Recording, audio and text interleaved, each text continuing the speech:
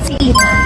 Welcome sa ating panibagong episode. Ngayon ay sisimulan natin ang ating panibagong serye na Back to School Week 1 kung saan malalaman natin kung paano nag-a-adjust ang mga estudyante at magulang sa unang linggo ng klase. Dahil sa magkakaroon tayo ng espesyal na bahagi. Abangan lang yan sa ating video. Dito tayo ngayon kasama natin si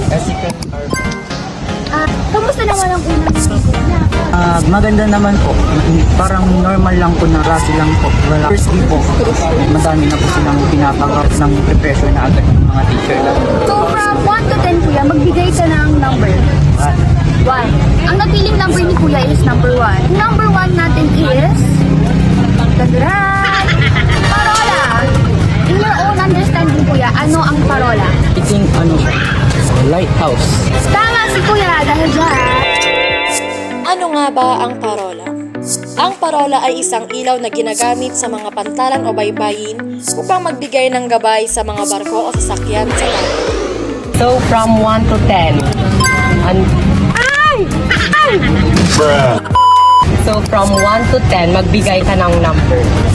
Kapili mong number ay number 7, which is teknolohiya.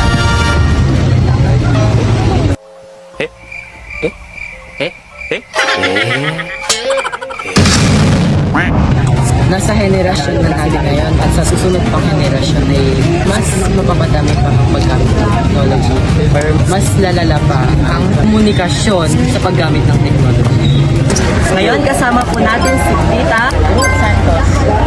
May tatanungin lang po ako, ano po yung mga preparation po ninyo hinihanda? Okay, syempre, ang number one na kinonsider namin is yung financial.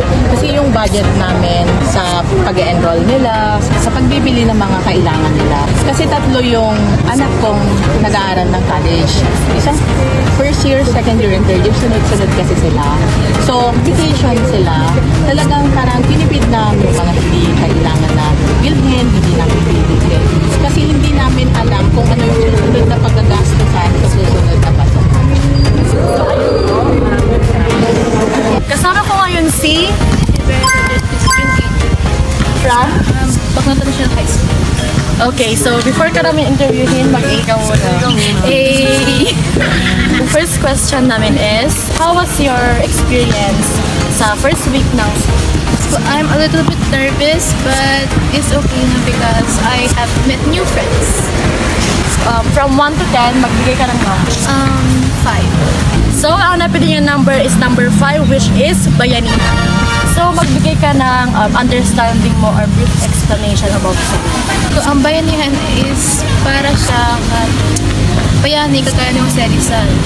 Tumutulong kahit di sila hero o di sila presidente, tumutulong pa rin sila. Pag ano naman kayo ng bayani, tumutulong.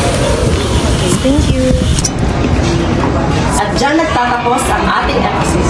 Salamat sa paggabay at sa pagbibigay sa amin ng insight. Huwag kalimutang mag-like, mag-share at mag-subscribe.